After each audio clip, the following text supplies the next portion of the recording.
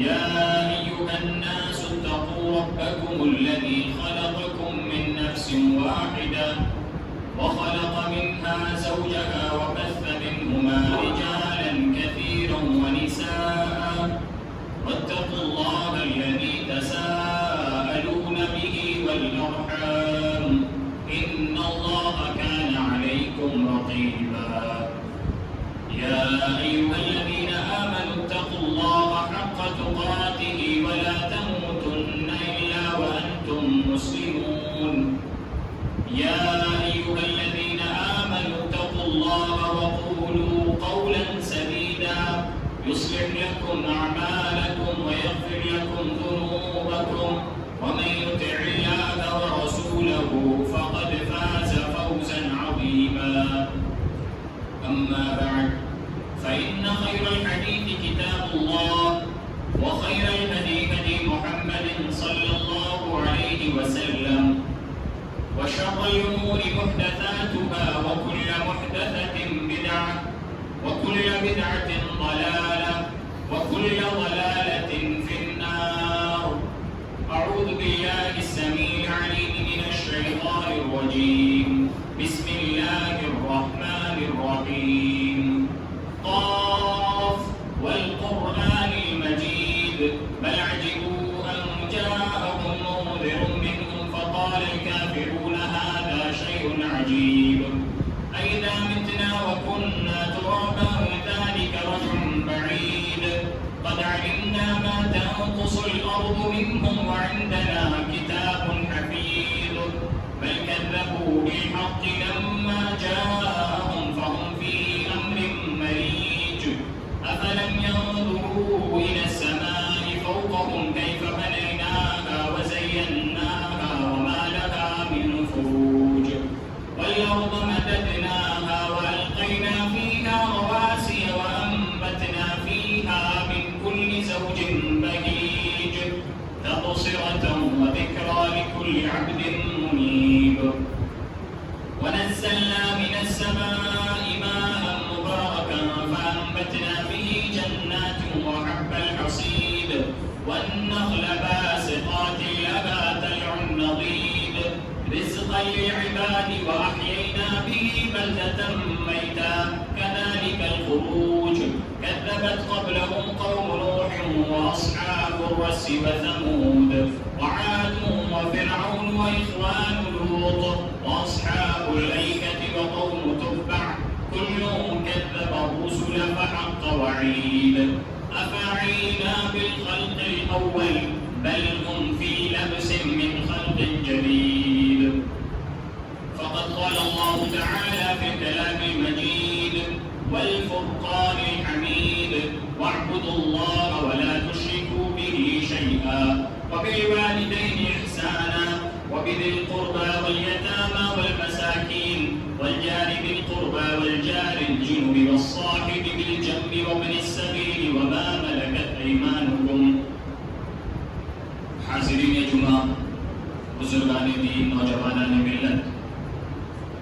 تمام قسم کی تعریفات توصیفات اللہ رب العالمین کے لیے لائق و زیبا ہیں درود اور سلام ہو تمام انبیاء کرام پر خاص کر اللہ کے نبی جناب محمد عربی صلی اللہ علیہ وسلم پر پچھلے خطبہ جمعہ میں صلہ رحمی کے تعلق سے بتایا گیا تھا کہ رشتہ داروں کے ساتھ حسن سلوک کیا جائے آج کے خطبہ جمعہ میں اسی چیز کو آگے بڑھاتے ہوئے اس کی ترتیب کو ذکر کیا جائے گا یعنی صلہ رحمی کا سب سے زیادہ مستحق کون ہے اس سلسلے میں گفتگو کی جائے گی اس سلسلے میں ایک حدیث آتی ہے کہ ایک شخص اللہ کے نبی صلی اللہ علیہ وسلم کے پاس آیا اس نے آپ صلی اللہ علیہ وسلم سے سوال کیا من احق الناس بحسن صحابتی اللہ کے نبی میری حسن صحبت کا سب سے زیادہ مستحق کون ہے سب سے زیادہ میں حسن سلوک کس کے ساتھ کروں اللہ کے نبی صلی اللہ علیہ وسلم نے فرمایا امک تمہاری ماں پھر اس نے سوال کیا ثم من اس کے بعد کون ہے؟ آپ صلی اللہ علیہ وسلم نے فرمایا امک۔ پھر اس نے پوچھا تمہاری ماں۔ اس نے پوچھا کہ اس کے بعد کون؟ آپ صلی اللہ علیہ وسلم نے فرمایا امک، تمہاری ماں۔ اور جب چوتھی مرتبہ سائل نے پوچھا ثم من، تو آپ صلی اللہ علیہ وسلم نے جواب دیتے ہوئے کہا ابوک، تمہارے باپ۔ تو اس حدیث سے واضح طور سے پتہ چلتا ہے کہ ماں کی فضیلت کو 3 گنا باپ سے زیادہ بیان کیا گیا۔ اور ایسا کیوں نہ ہو، ماں ہی وہ ہستی ہے جو اپنے پیٹ میں بچے کو 9 مہینے تک رکھتی ہے۔ اسی لیے علماء کرام نے ذکر کیا کہ باپ سے 3 گنا زیادہ ماں کو حسن صحبت کا مستحق کیوں قرار دیا گیا؟ تو علماء کرام ذکر کرتے ہیں کہ کم سے کم ماں 3 ایسی تکالیف کو جھیلتی ہے، 3 ایسی تکالیف کا سامنا کرتی ہے جن کو باپ نہیں کر سکتا اور جن کو باپ فطری طور سے کرنے کی صلاحیت بھی نہیں رکھتا ہے۔ پہلی تکلیف، ماں اپنے بچے کو پیٹ میں 9 مہینے تک رکھتی ہے اور اس تکلیف کو جھیلتی ہے، اس میں نہ جانے کتنے مرتبہ وہ بے ہوش ہو جاتی ہے۔ دوسری تکلیف یہ کہ جب بچے کی پیدائش ہوتی ہے، اس ولادت کے مومنٹ پر جو تکلیف والدہ کو ہوتی ہے، ماں کو ہوتی ہے، وہ تکلیف ایک باپ کو محسوس نہیں ہو سکتی کہ اس تکلیف سے اس کو کتنا دکھ ہوتا ہے۔ اور تیسری جو تکلیف علماء کرام نے ذکر کی وہ یہ کہ جب بچہ پیدا ہو جاتا ہے، اس کے بعد ماں اپنے بچے کو چھاتی سے لگا کر کے 2 سال مسلسل 2 سال تک دودھ پلاتی ہے۔ تو یہ 3 ایسی تکالیف ہیں جس کو ہر ماں جھیلتی ہے، جس کا سامنا ہر ماں کرتی ہے۔ اسی لیے ماں زیادہ مستحق ہے کہ اس کے ساتھ صلہ رحمی کی جائے، اس کے ساتھ اچھے سے پیش آیا جائے، اس کے ساتھ حسن سلوک کیا جائے۔ اور اگر ہم دیکھیں تو ہم اپنی ماں کے ساتھ کیسا سلوک کرتے ہیں، ہمیں اپنے بارے میں فکر مند ہونا چاہیے، خاص کر کے وہ لوگ جن کی شادیاں ہو جاتی ہیں، بیوی کے کچھ کہنے پر ماں پر غصہ کرتے ہیں اور ماں کو گھر میں فضول سی چیز سمجھ کر کے رکھتے ہیں، جبکہ ماں وہی ہے جس نے اس کو جوان بنایا، جس نے اس کو اس لائق بنایا ہے کہ وہ بول سکے، وہ چل سکے، وہ ترقی کر سکے۔ لیکن بیوی کے چڑھاوے میں آ کر کے ایک شوہر اپنی ماں کے ساتھ ایسا سلوک کر جاتا ہے۔ میں یہ نہیں کہتا کہ ماں ہمیشہ صحیح ہوتی ہے، بعض دفعہ ماں کی بھی غلطی ہوتی ہے، مگر ایسی صورت میں ایک شخص اپنی ماں کے ساتھ کیسے پیش آتا ہے یہ معنی رکھتا ہے۔ کسی بھی صورت میں ماں کے ساتھ بد کلامی نہ کی جائے، ماں کو سکون پہنچایا جائے، ایسے اعمال کیے جائیں تاکہ وہ اعمال اس کی آنکھوں کی ٹھنڈک بن سکے، اس کے سکون کو کسی طرح ختم نہ کر سکے، اس سے حسن گفتار سے بات کی جائے تاکہ ماں کا جو حق ہے وہ حقیقی معنوں میں ادا ہو سکے۔ عبداللہ بن عمر رضی اللہ تعالیٰ عنہ بیان کرتے ہیں کہ ایک یمنی شخص اپنی ماں کو جو ضعیف اور کمزور تھی اپنی پیٹھ اور کندھے پر لاد کر کے خانہ کعبہ کا طواف کراتا ہے، خانہ کعبہ کے ساتھ چکر لگواتا ہے، اور طواف کرنے کے بعد عبداللہ بن عمر رضی اللہ تعالیٰ عنہ سے وہ شخص پوچھتا ہے کیا میں نے اپنی ماں کا حق ادا کر دیا؟ عبداللہ بن عمر رضی اللہ تعالیٰ عنہ کہتے ہیں کہ نہیں، ہرگز نہیں، تم نے اپنی ماں کا حق ادا نہیں کیا، یہاں تک کہ اس کی وہ تکلیف تمہاری ولادت کے وقت جو درد کی صورت میں آہ نکلی، جو سانس اس نے نکالی، اس ایک سانس کا بدلہ بھی تم نے ابھی ادا نہیں کیا ہے۔ یہ ماں کی قربانی ہے جس کی وجہ سے عبداللہ بن عمر رضی اللہ تعالیٰ عنہ نے بتایا کہ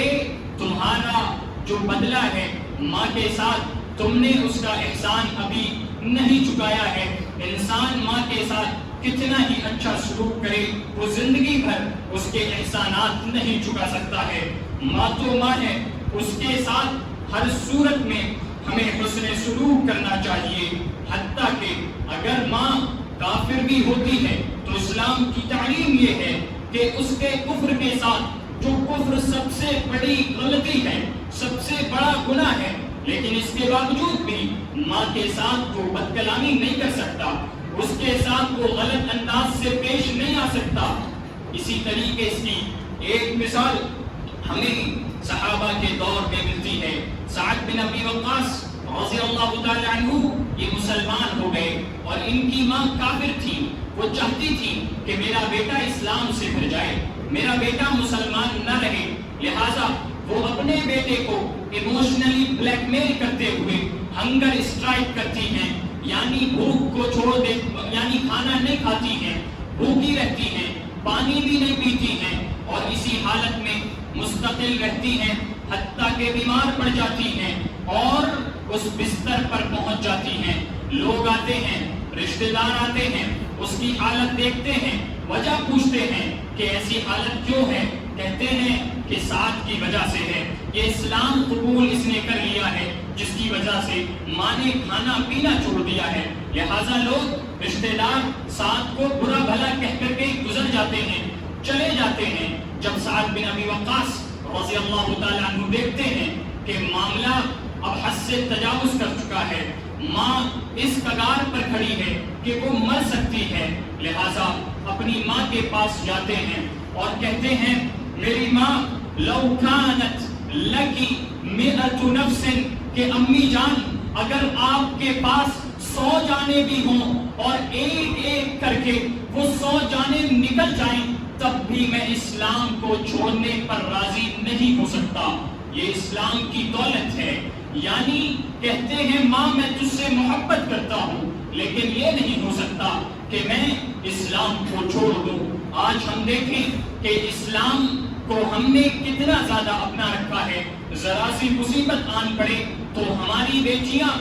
اور وہ خواتین جو مرتد ہوتی چلی جا رہی ہیں کسی دوسرے کے بہکاوے میں اسلام کو بہت آسانی کے ساتھ چھوڑ دیتی ہیں۔ کہیں نہ کہیں ہم نے اسلام کی جو صحیح تعلیمات ہے ان کو نہیں دی ہے۔ یہ صلہ رحمی ماں کے ساتھ ہمیں ہمیشہ رکھنی ہے، چاہے وہ کافر ہی کیوں نہ ہو، اور کفر اس سے بڑی کیا ہی غلطی ہو سکتی ہے۔ لہٰذا اگر ماں کچھ بھی کرے وہ ماں ہے، ہمارا حق، ہمارا فریضہ یہ ہے کہ ہم اس کے ساتھ حسن سلوک ہر صورت میں کریں۔ اسی لیے اللہ رب العالمین نے فرمایا وَوَصَّيْنَا الْإِنسَانَ بِوَالِدَيْهِ حُسْنًا، کہ ہم نے انسانوں کو وصیت کی ہے کہ وہ اپنے والدین کے ساتھ حسن سلوک کرے۔ وَإِن جَاهَدَاكَ عَلَىٰ أَن تُشْرِكَ بِي مَا لَيْسَ لَكَ بِهِ عِلْمٌ فَلَا تُطِعْهُمَا وَصَاحِبْهُمَا فِي الدُّنْيَا مَعْرُوفًا، اگر ماں باپ والدین یہ کوشش کریں کہ وہ اللہ کے ساتھ کسی کو شریک ٹھہرائے، وہ اللہ کو چھوڑ دے، اسلام کو چھوڑ دے، تو وہ شخص ایسا نہ کرے، مگر اس کے باوجود بھی وہ دنیا میں تمام تر بھلائیاں، تمام تر اچھائیاں، تمام تر حسن سلوک ان ماں باپ کے ساتھ جاری اور ساری رکھے۔ شروع میں جو میں نے حدیث پڑھی اس میں اللہ کے نبی صلی اللہ علیہ وسلم نے ماں کو صلہ رحمی کا سب سے زیادہ مستحق قرار دیا گیا، اور دوسرا نمبر پر جو دوسری مرتبہ یعنی چوتھی مرتبہ پوچھنے پر جب صحابی کے آپ صلی اللہ علیہ وسلم نے جواب دیا ابو تمہارے باپ حسن صحبت کے مستحق ہیں، لہٰذا باپ کے ساتھ بھی اچھا معاملہ کیا جانا چاہیے، اس کے ساتھ ان کے ساتھ اچھا سلوک کیا جانا چاہیے۔ ایسا نہ ہو کہ اولاد جوان ہو چکی ہے اور اپنے باپ کے پیسے پر خوب کھاتی ہے، عیاشیاں کرتی ہے، اپنے باپ کا تعاون نہیں کرا پاتی ہے۔ ایسا نہ ہو کہ باپ اپنی رات اور دن محنت کر کے اولاد کے لیے تمام تر اعمال کرے لیکن یہ اولاد نوجوان ہونے کے باوجود وہی بیٹی کی بیٹی رہے۔ ایسی صورت اگر ہے تو سمجھنا چاہیے کہ یہ حق ہم پر ہے کہ ہم اپنے والد کا تعاون کریں، ہم اپنے والد کے ساتھ حسن سلوک اپنے عمل کے ذریعہ بھی کریں، ہم اپنے والد کے ساتھ حسن گفتار سے پیش آئیں تاکہ اللہ رب العالمین کی جو ہمارے لیے انعامات ہیں ہم ان انعامات کو پا سکیں۔ اس سلسلے میں ہمارے سامنے جو سب سے بڑیا مثال ہے وہ اسماعیل علیہ السلام کی ہے کہ اسماعیل علیہ السلام نے کیسی مثال دنیا کے سامنے پیش کی۔ ایسی اولاد اللہ رب العالمین تمام والدین کو دے۔ اسماعیل علیہ السلام کے اوپر آپ تمام جانیں قربان کر جائیے کہ ان کے باپ ابراہیم علیہ السلام نے جب کہا کہ انی اذبحک فانظر ماذا ترى، کہ میں خواب میں تمہیں ذبح کر رہا ہوں، بتاؤ تو تمہاری کیا رائے ہے؟ تو اسماعیل علیہ السلام کہتے ہیں یا ابت افعل ما تؤمر، اے ابا جان آپ کو جو حکم ملا ہے وہ کر گزریے، ستجدنی انشاءاللہ من الصابرین، انشاءاللہ آپ مجھے صبر کرنے والوں میں سے پائیں گے۔ ایسی اولاد بننا ہمارے لیے باعث فخر ہے، لہٰذا ہم تمام کو چاہیے کہ ہم باپ کے ساتھ اچھا سلوک کریں، اور باپ ہے، چاہے کسی بھی صورت میں وہ اگر ہمارے ساتھ غلط کرتا ہے تو اس کا قطعاً مطلب نہیں کہ ہم اس کے ساتھ اولاد کے طور پر غلط کرنے لگ جائیں، بدلے کے طور پر غلط کرنے لگ جائیں۔ کیا کفر سے زیادہ غلط کام کوئی ہو سکتا ہے؟ شریعت اسلامیہ نے کافر باپ کے ساتھ بھی اچھا سلوک پیش کرنے کی تلقین کی ہے۔ ہمارے سامنے مثال انہی اسماعیل علیہ السلام کے باپ ابراہیم علیہ السلام کی ہے کہ جب ابراہیم علیہ السلام نے اپنے باپ کو توحید کی دعوت دی، کلمہ شہادت کی دعوت دی، تو کس انداز میں دی؟ باپ کے سامنے پیش کرتے ہوئے کہا یا ابت لم تعبد ما لا يسمع ولا يبصر ولا يغني عنك شيئا، اے میرے ابا جان آپ ایسی چیزوں کی عبادت کیوں کرتے ہیں جو سن نہیں سکتے، جو دیکھ نہیں سکتے، جو آپ کو کسی طرح کا کوئی بھی فائدہ نہیں پہنچا سکتے۔ اللہ کے نبی خلیل اللہ ابراہیم علیہ السلام اپنے باپ کافر باپ سے ایسے پیش آتے ہوئے کہتے ہیں یا ابتی لا تعبد الشیطان، اے میرے پیارے ابا جان آپ شیطان کی عبادت نہ کیجیے۔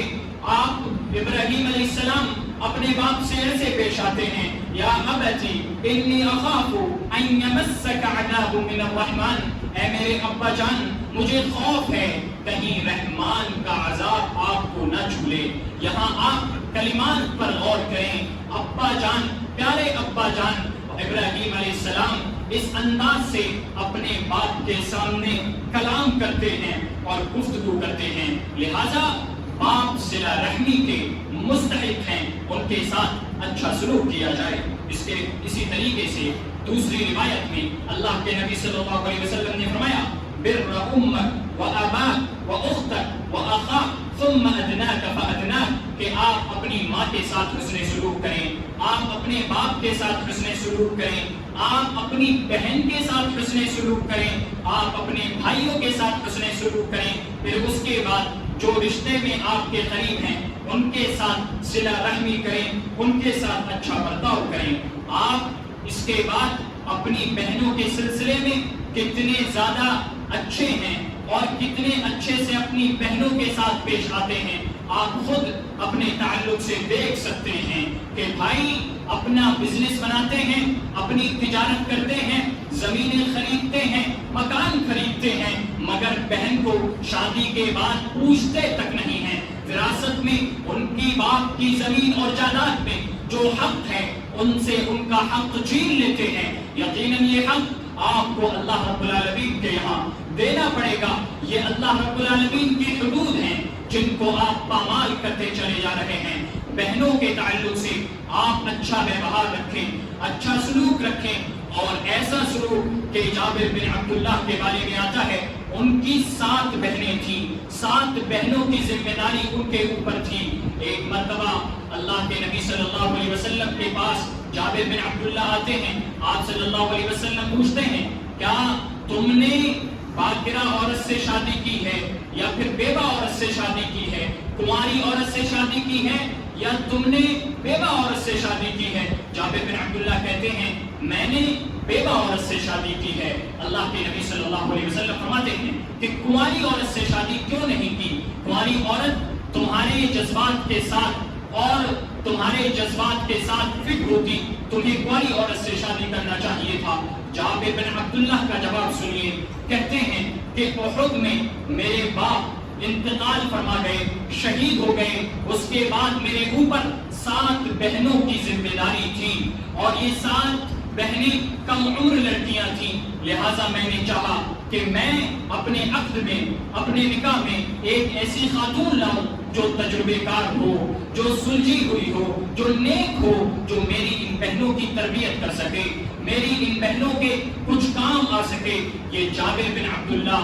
رضی اللہ تعالی عنہ اپنے بہنوں کے ساتھ یہ معاملہ کرتے ہیں اور اپنے بہنوں کی شادیاں کرتے ہیں، ان کے ساتھ اچھا سلوک کرتے ہیں. اسی لیے ہمیں چاہیے کہ ہم صلہ رحمی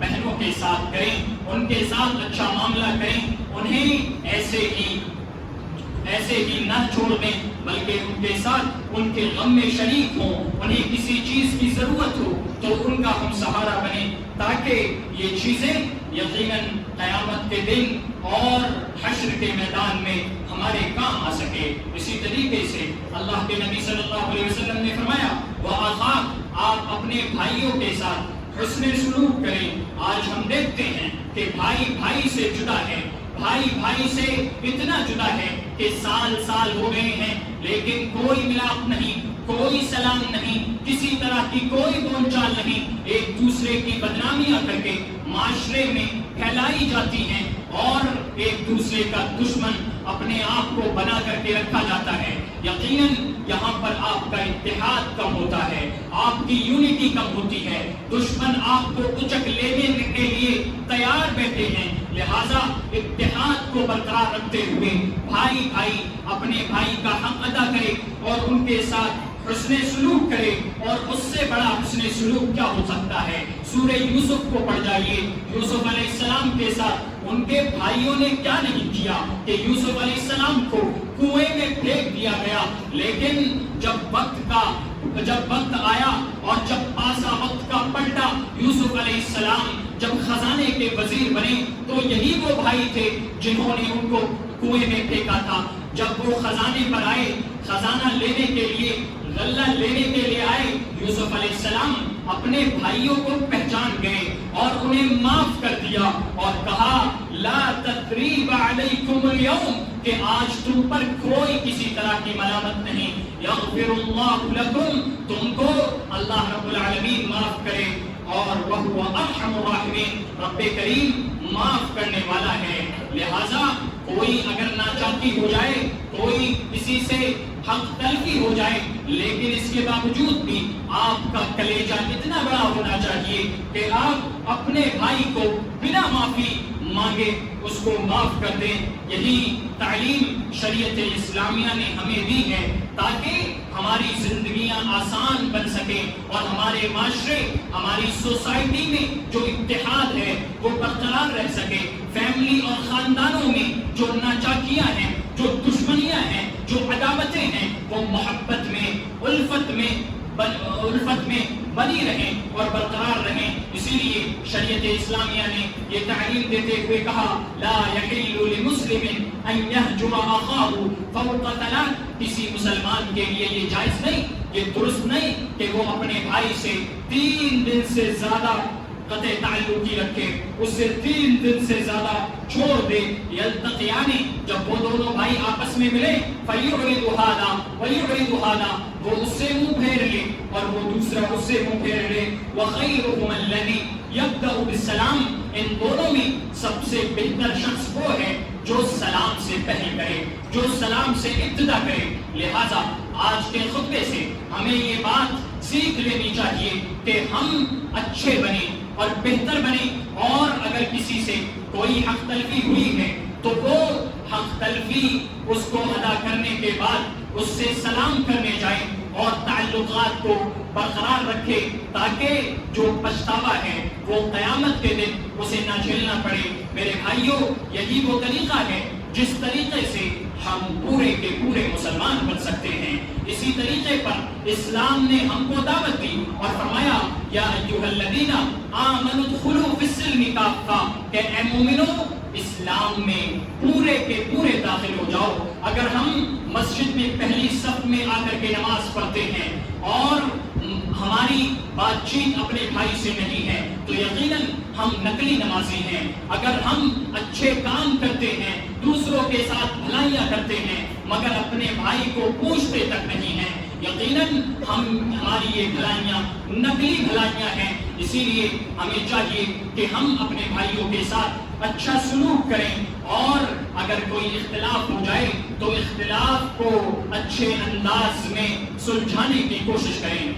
عبداللہ بن زبیر رضی اللہ تعالی عنہ یہ بھانجے ہیں حضرت عائشہ رضی اللہ تعالی عنہ کے۔ حضرت عائشہ رضی اللہ تعالی عنہ ان کی خالہ ہیں۔ کسی ایک بات پر مس انڈرسٹینڈنگ ہوتی ہے اور اختلاف ہو جاتا ہے۔ عائشہ رضی اللہ تعالی عنہ بہت زیادہ خرچ کرنے والی تھی، کوئی بھی چیز آتی، مال آتا، زمین ہوتی، چھوٹا سا ٹکڑا ہوتا، اس کو فروخت کر دیتی تھی۔ تو کہیں کسی مقام پر انہوں نے کوئی مال دے دیا۔ بھانجے عبداللہ بن زبیر رضی اللہ تعالیٰ عنہ کو یہ چیز اچھی نہیں لگی۔ انہوں نے کہا میں اپنی خالہ کو اب اللہ کی قسم روکوں گا۔ جب عائشہ رضی اللہ تعالیٰ عنہ کو اس کے بارے میں پتا چلا، انہوں نے کہا کہ میرا بھانجا ایسی باتیں کر رہا ہے، اللہ کی قسم میں اپنے بھانجے سے اب بولوں گی بھی نہیں، اس سے میں ملاقات بھی نہیں کروں گی۔ یہ بھانجا